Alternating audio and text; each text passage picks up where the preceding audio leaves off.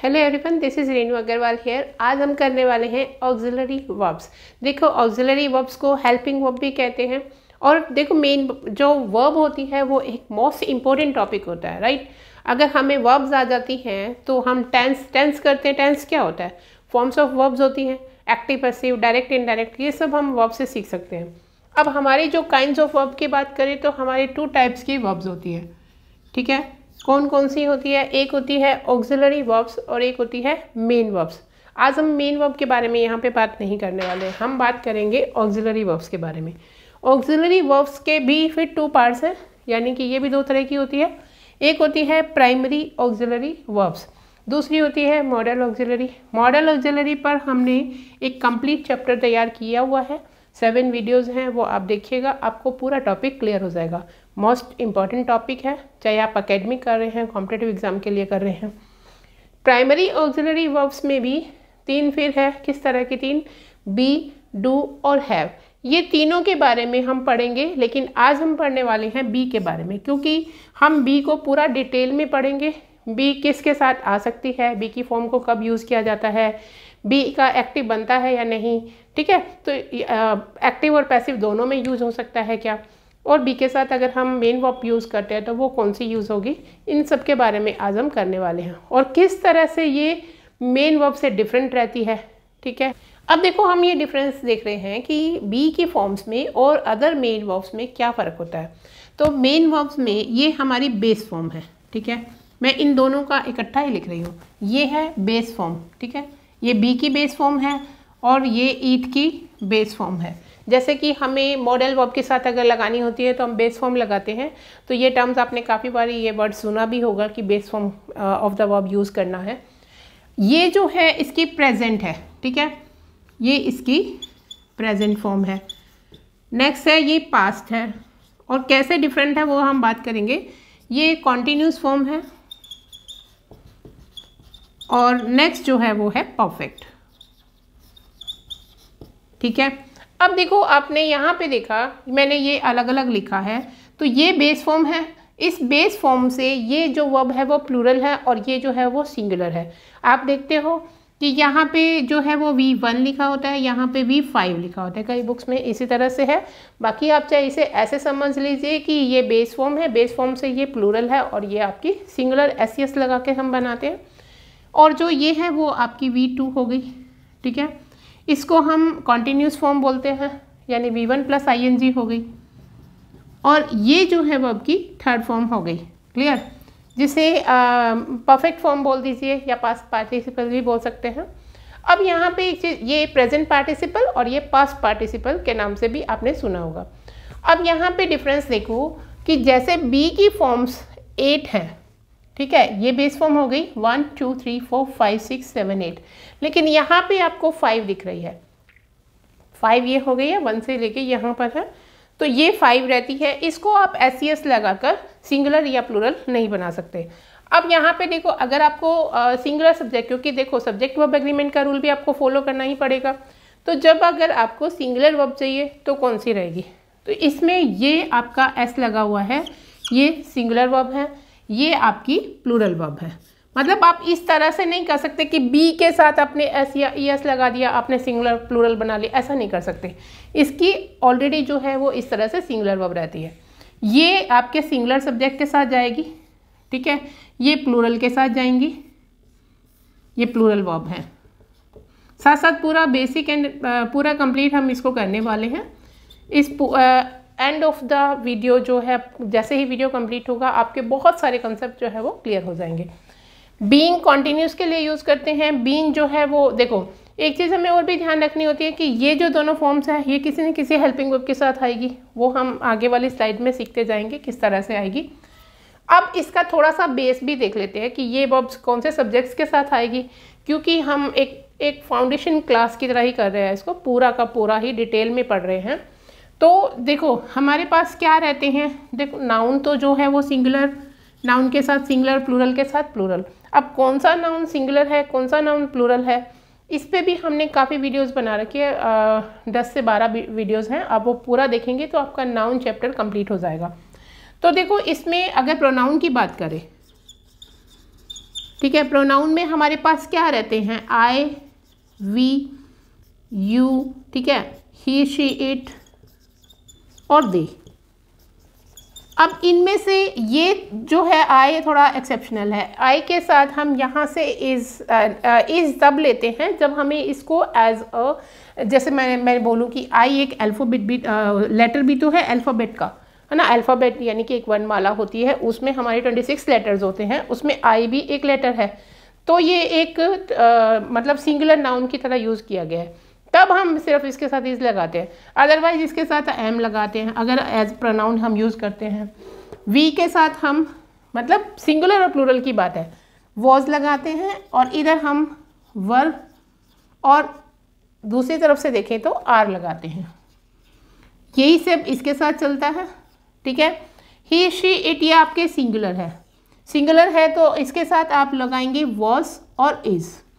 दे आपका प्लूरल है तो इसके साथ आपका ये चलेगा, ठीक है। तो ये आपको क्लियर हो गया होगा। अब हम चलते हैं कि किस तरह से हम क्या ये जो है वो हेल्पिंग वर्ब का काम कर सकती है, मेन वर्ब की तरह भी काम कर सकती है, और ये किस किस वर्ब के साथ यानी अदर ऑक्सिलरी वर्ब्स के साथ यूज़ हो सकती है या नहीं हो सकती है, ये सब हम आज पूरा करने वाले हैं। नेक्स्ट देखो, बी जो है वो ऑक्सिलरी वर्ब का काम तो कर ही सकती है। ऑक्सिलरी का मतलब क्या होता है, हेल्पिंग वर्ब्स। ऑक्सिलरी का मतलब होता है हेल्प करना, तो ये हेल्पिंग वर्ब्स हो गई।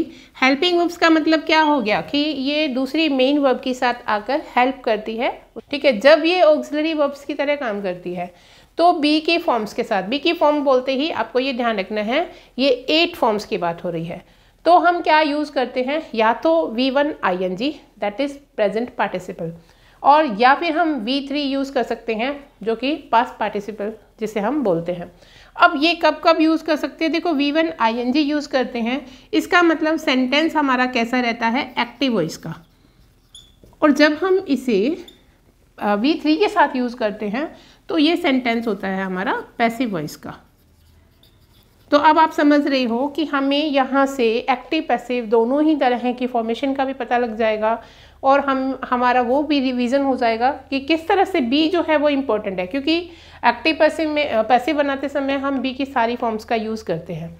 जब हम, अब जैसा कि मैंने यहाँ पे लिखा है कि बी जो है वो ड्यूअल इन नेचर होती है। कैसे, ऑक्सिलरी वर्ब का काम तो करती है, ये अपना मेन वर्ब का काम भी कर सकती है, लेकिन थोड़ा डिफरेंट है उन वर्ब से कि वो जब मेन वर्ब होती है, जो हमने अभी देखा ईट का जैसे मैंने अभी बताया, तो वो हमारे अपने साथ वो ट्रांजिटिव और इंट्रांजिटिव दोनों तरह की हो सकती है।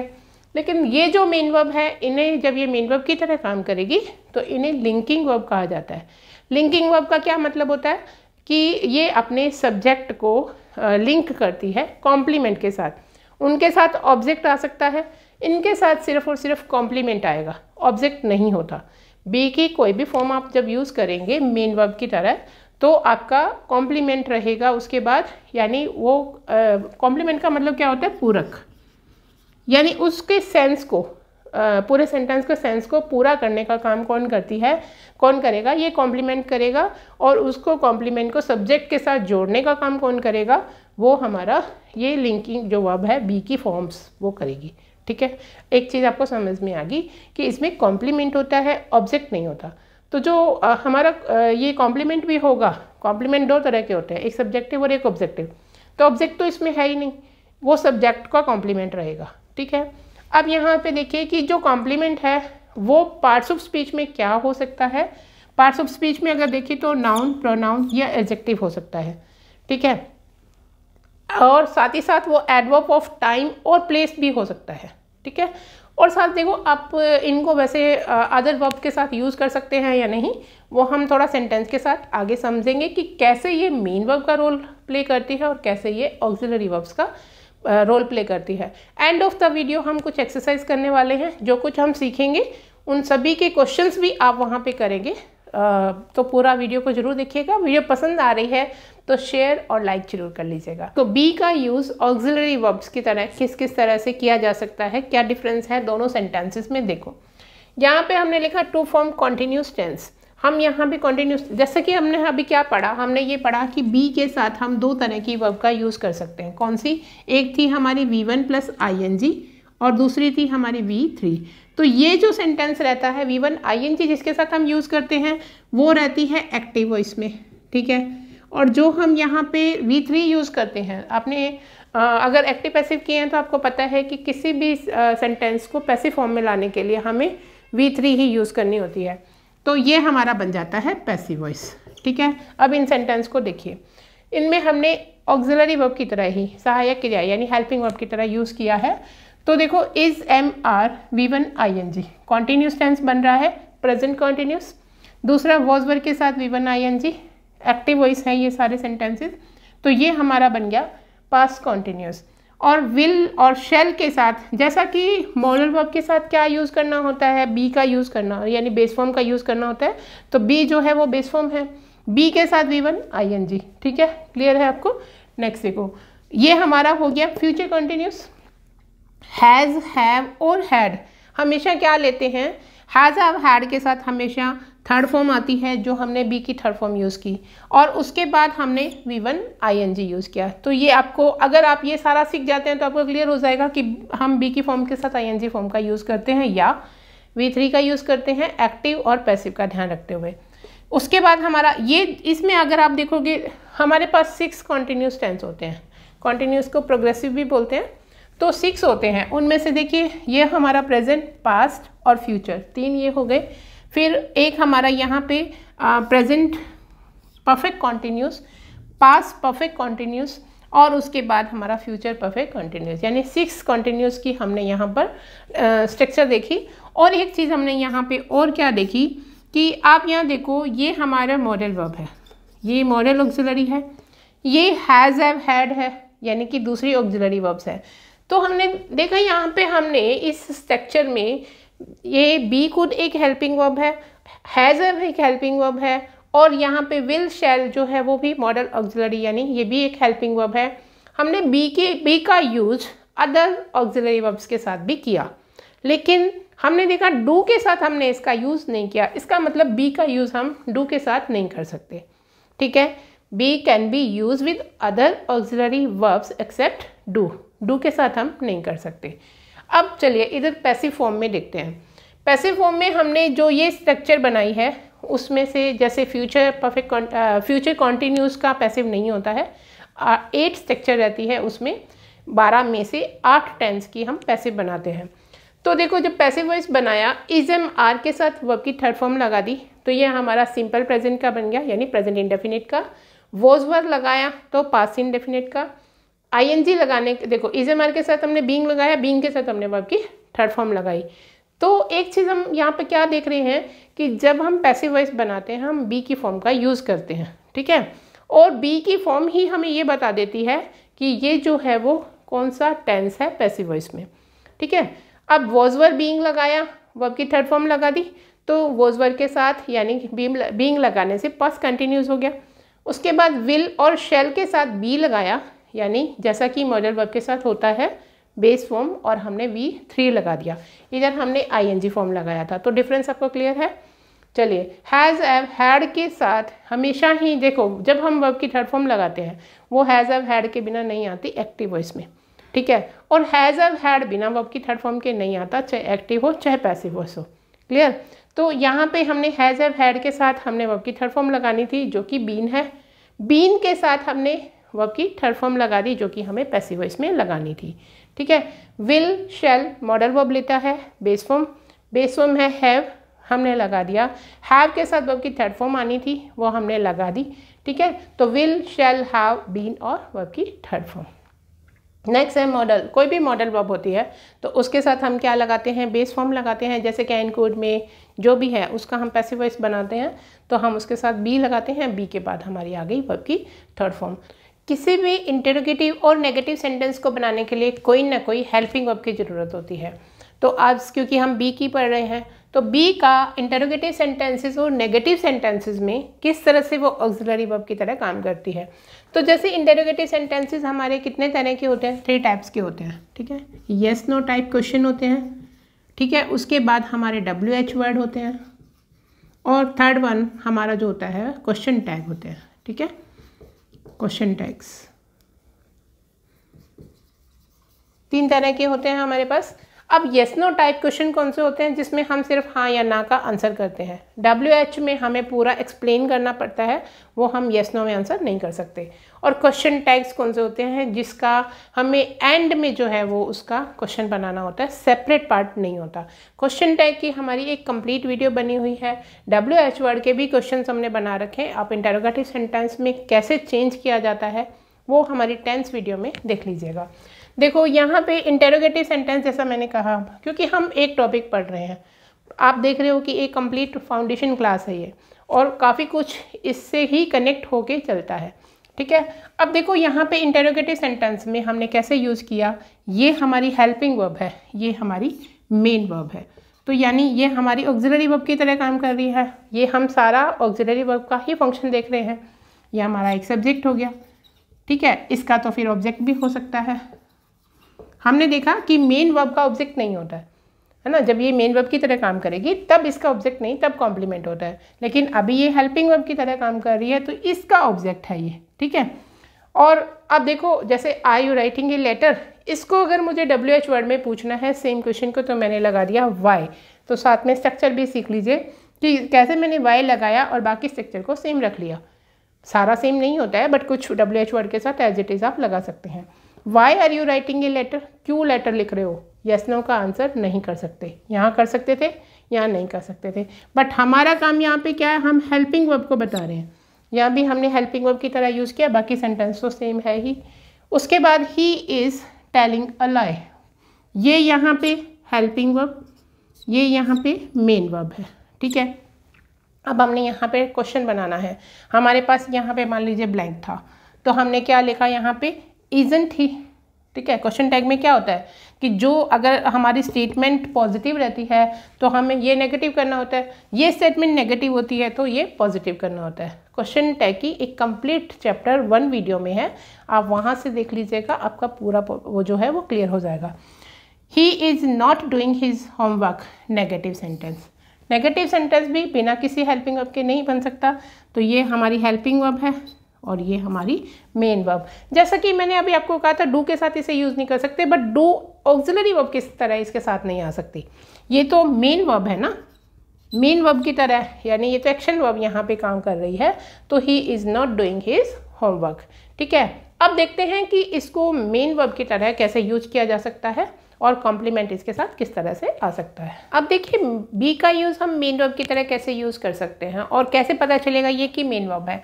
तो देखो, मेन वर्ब का काम क्या है, यहाँ पे जैसा मैंने आपको कहा, ये लिंक करती है, लिंकिंग वर्ब होती है, और ये ज्वाइन करती है सब्जेक्ट को इसके कॉम्प्लीमेंट के साथ। अगर इसका सेंस, एक कॉम्प्लीमेंट के बिना इसका सेंस कंप्लीट नहीं होता। और वो कॉम्प्लीमेंट क्या है, एक नाउन हो सकता है, प्रोनाउन हो सकता है, adjective, adverb of time, place हो सकती है, और इन्फिनेटिव भी हो सकता है, ठीक है। तो देखो, आई एम ए टीचर, अब कैसे पता लगेगा क्या है, ये एक सब्जेक्ट है, ये आपकी लिंकिंग वर्ब है, यानी मेन वर्ब यही है, यहाँ पे दूसरी कोई वर्ब नहीं नज़र आएगी। और इसके बाद एक नाउन है। देखो, नाउन को देखते ये नहीं है कि नाउन एक ऑब्जेक्ट और सब्जेक्ट का ही काम कर सकता है। ऑब्जेक्ट और सब्जेक्ट का काम जो है वो नाउन और प्रोनाउन कर सकता है, बट नाउन खाली यही फंक्शन कर सकता है ऐसा तो नहीं है। नाउन एक कॉम्प्लीमेंट भी हो सकता है, तो ये एक कॉम्प्लीमेंट है। और ये कौन सा कॉम्प्लीमेंट है, एक सब्जेक्ट कॉम्प्लीमेंट है, ठीक है।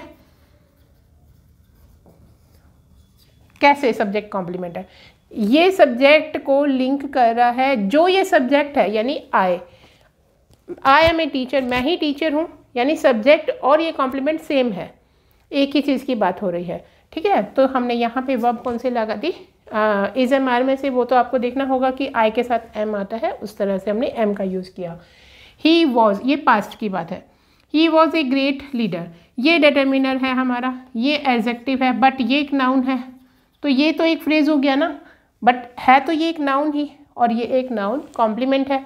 और इसके बाद यहाँ पे ये इसको इससे लिंक कर रहा है, ठीक है। ही इज़ ऑनेस्ट, ये जो ऑनेस्ट है वो क्या है, वो एक एडजेक्टिव है, ये एडजेक्टिव कॉम्प्लीमेंट हो गया, लेकिन है ये भी सब्जेक्ट का ही, सब्जेक्ट को ही बता रहा है, तो सब्जेक्ट कॉम्प्लीमेंट है।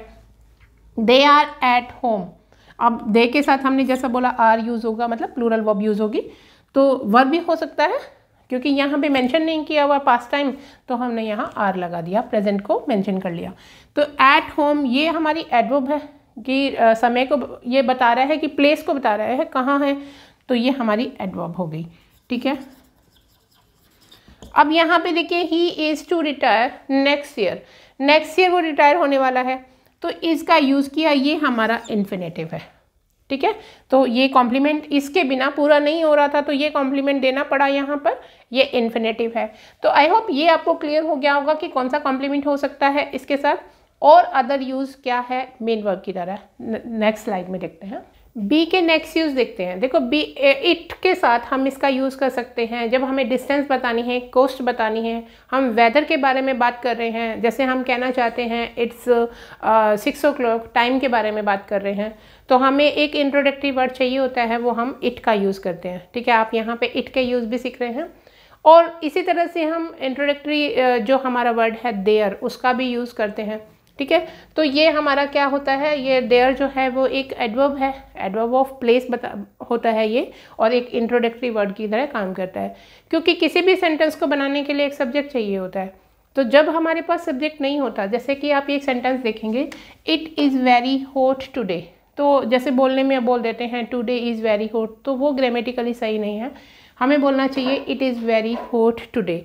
तो ये इट जो है वो इंट्रोडक्टरी सब्जेक्ट है। एक और चीज़ है, यहाँ पे जो बी की फॉर्म आएगी वो हमेशा ही क्या आएगी, सिंगुलर फॉर्म रहेगी। ठीक है, यहाँ पे सिंगुलर वर्ब का ही हम यूज़ करेंगे, लेकिन जब हम देयर करेंगे तो देयर के साथ जो बी की फॉर्म आएगी वो सिंगुलर वर्ब भी हो सकती है और वो प्लूरल भी। तो ऐसा कैसे, वो भी हम अभी एग्जाम्पल में सीख रहे हैं।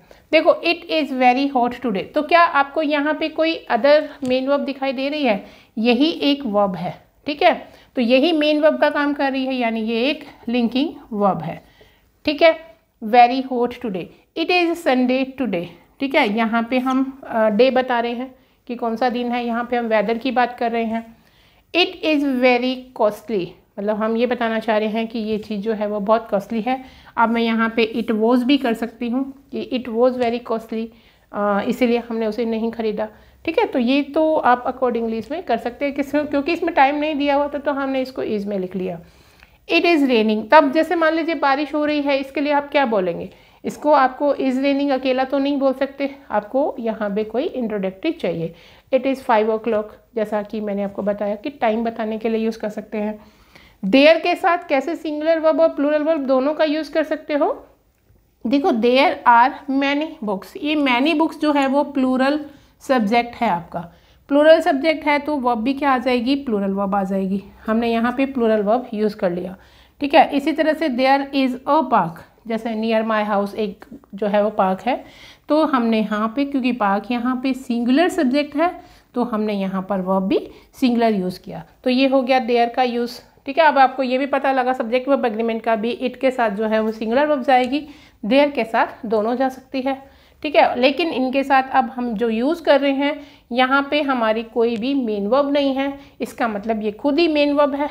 ठीक है, और कैसी वर्ब है, सिंगुलर है, प्लूरल है, वो भी हमें पता लग गया।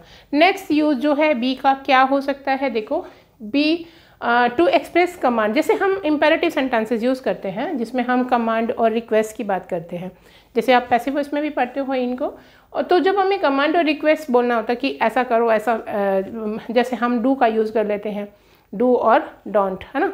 इसी तरह से बी क्वाइट, बी का मतलब होना होता है, शांत रहो, शांत हो, है ना, शांत रहो। बी अ गुड गर्ल, एक अच्छी लड़की बनो, बनना से मतलब होता है यहाँ पे।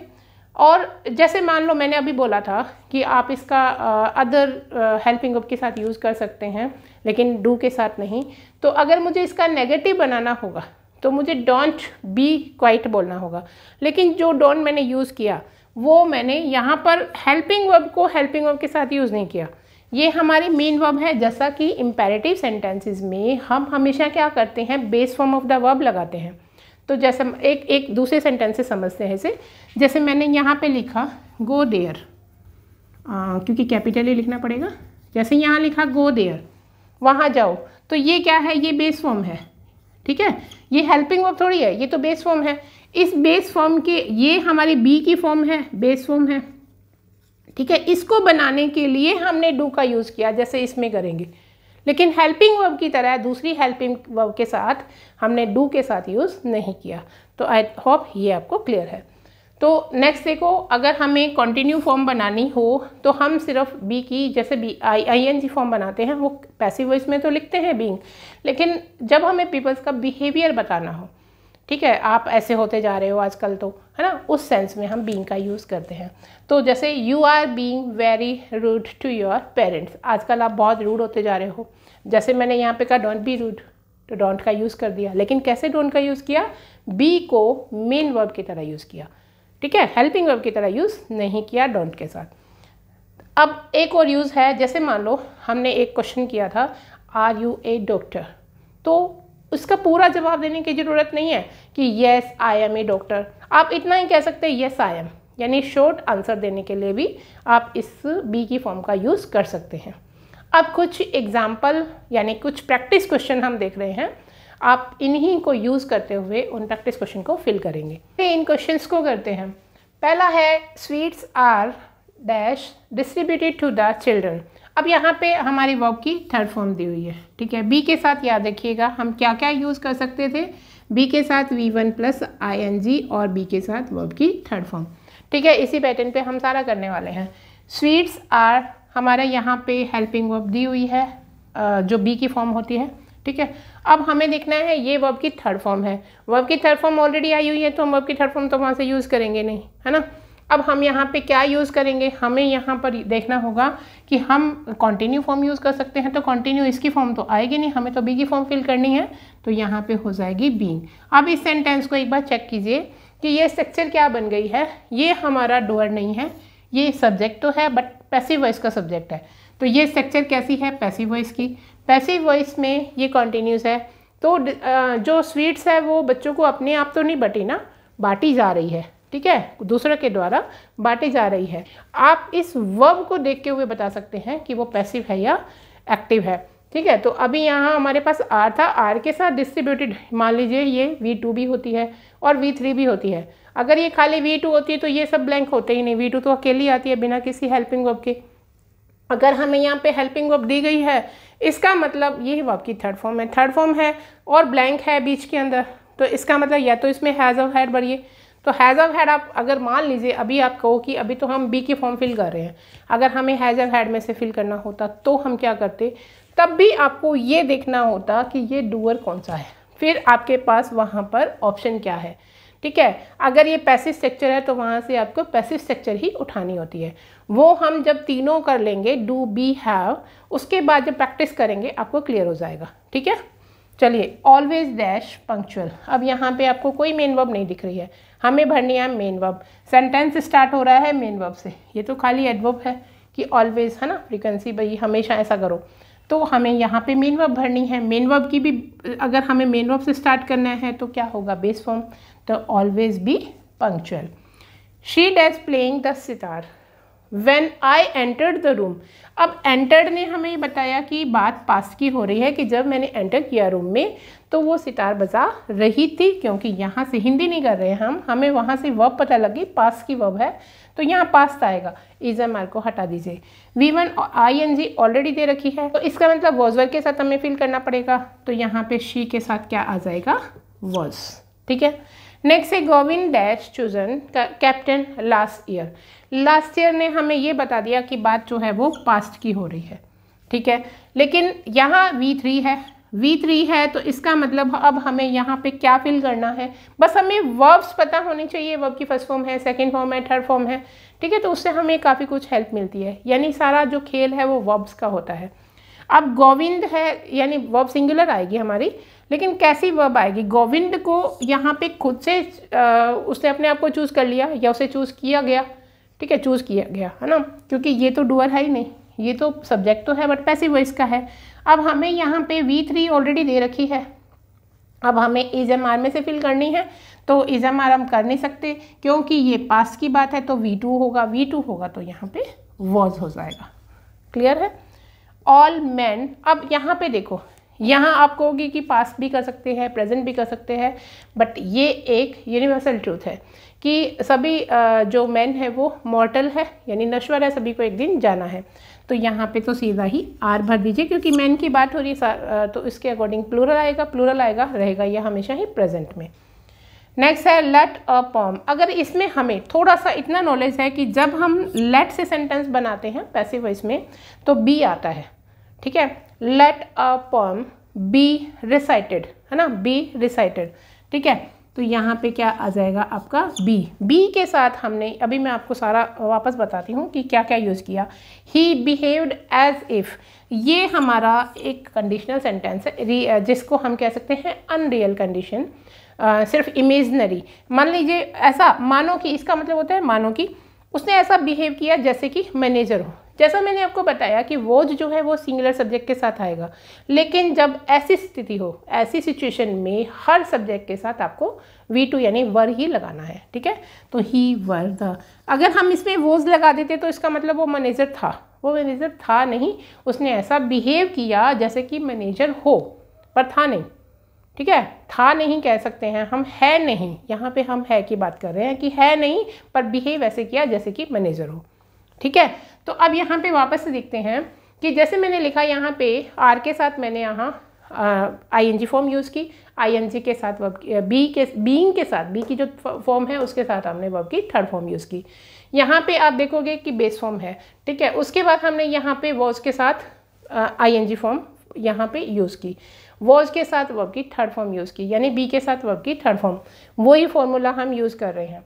यहाँ पे हमने आर के साथ, ये तो हमारा मेन वर्ब है, तो हम वहाँ ऑक्सिलरी वर्ब की बात कर रहे हैं कि जब वो ऑक्सिलरी रूप में होती है तब हमें क्या क्या यूज़ करना होता है। मेन वर्ब है तो फिर कॉम्प्लीमेंट ही होता है पीछे।